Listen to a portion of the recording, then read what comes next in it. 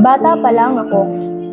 Sinabihan na akong maging mabait, masunurin, at tahimik.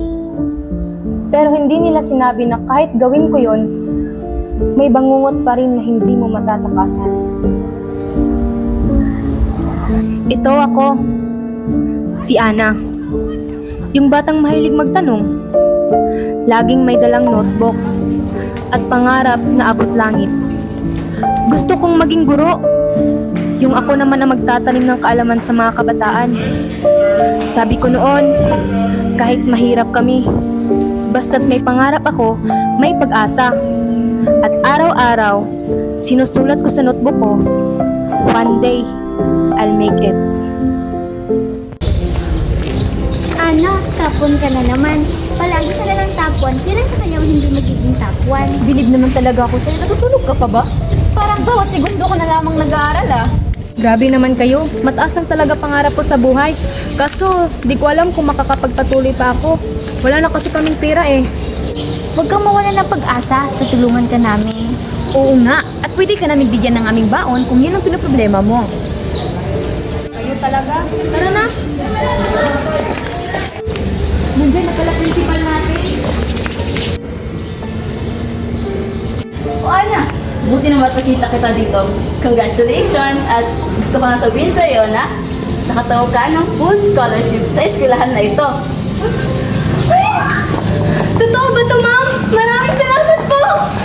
Oh, basta, just go to my office and submit all their papers and requirements para sa full scholarship na yan. Naliwanag ba? Salamat po, ma'am. O siya, mauna na ako sa inyo ha.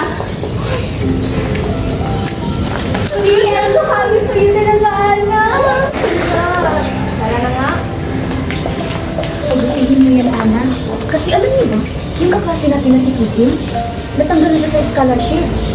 Dahil nabuti siya ng nobyo niya at hindi ko siya pwedeng pumasok sa paaralan. Talaga ba? Nako, kaya nga ayaw ko talaga magkajuwa. Yan kasi yung biggest fear ko eh.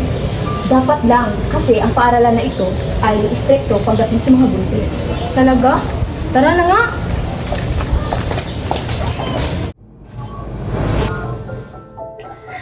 Hay, inaantok na naman ako.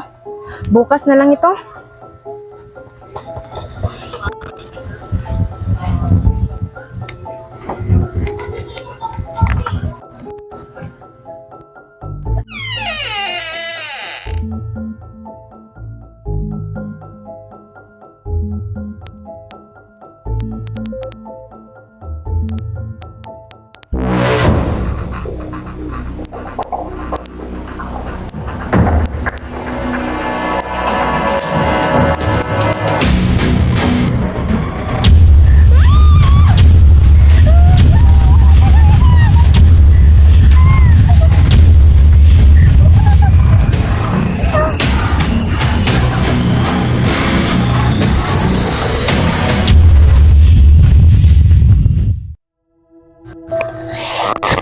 Ang dumi-dumi ko na!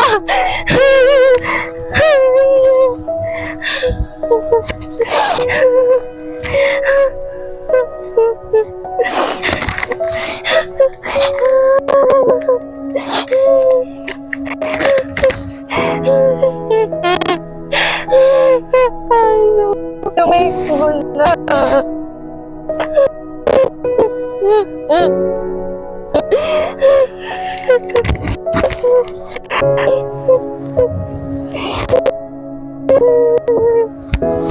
Sa mismong tahanan, binura ang aking pagkatao.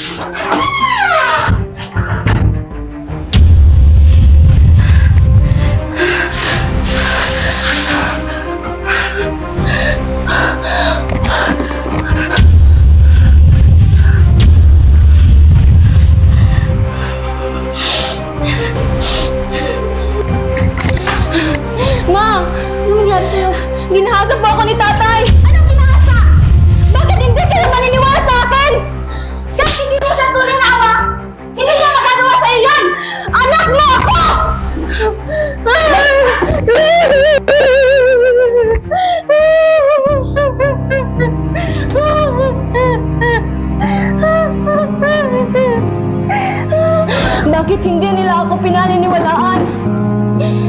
Sarili nila akong anak. Wala na talaga akong pamilya.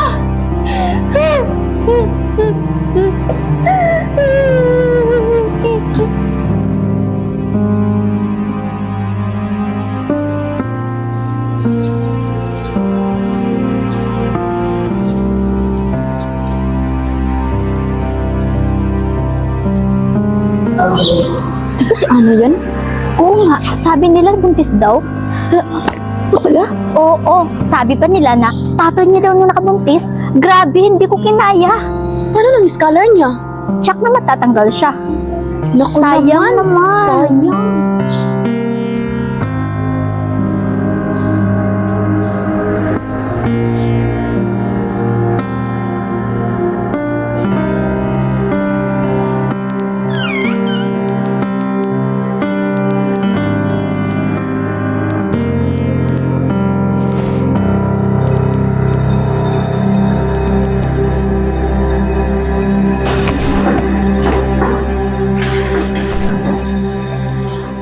Ana, pinapatawag ka sa principal's office. Magandang umaga po, ma'am.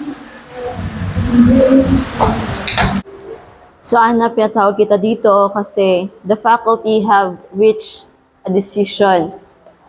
Because of your condition, Ana, you are not enrolled in this school and you will be kicked out in this institution.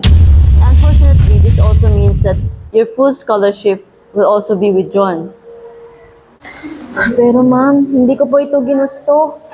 Ginahasa po ako ng sarili ko pong ama. We understand your situation, Ana, but we also required to follow the established policies and rules of the school.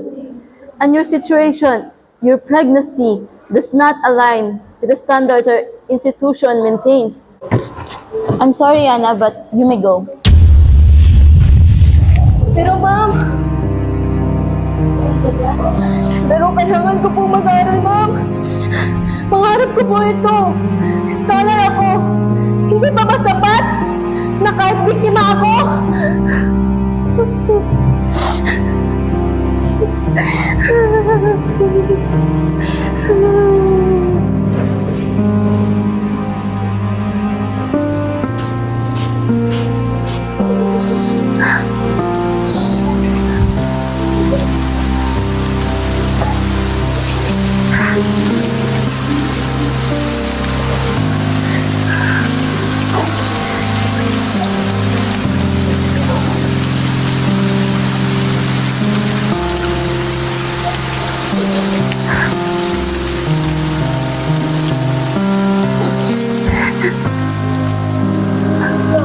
Bakit ba ito nangyari sa akin?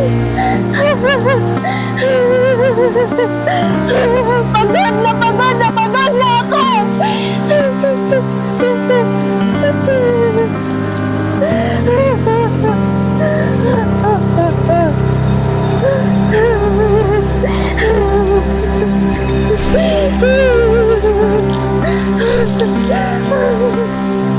Gusto ko naman matupad ang pangarap ko, pero ano ka na yan?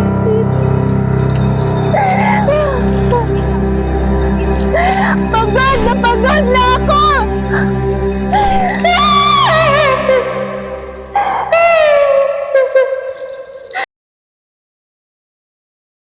Ilang ana pa ba ang kailangang mawala ng boses? Ilang pangarap pa ba ang kailangang pagkain? Hindi kasalanan ang pagbubuntis. Hindi dahilan ang pagiging ina para tanggalin sa eskwela. Ipinagbabawal ng Magna Carta of Women ang diskriminasyon sa mga estudyanteng babae, lalo na kung biktima sila ng karahasan. Walang babaeng dapat tumigil sa pag-aaral. Walang pangarap ang dapat kitilin dahil ito'y nabuntis.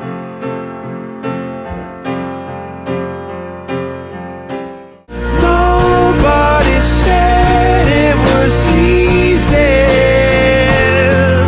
Oh, it's such a shame for us to part. Nobody said it was easy. No one ever said it would be so hard.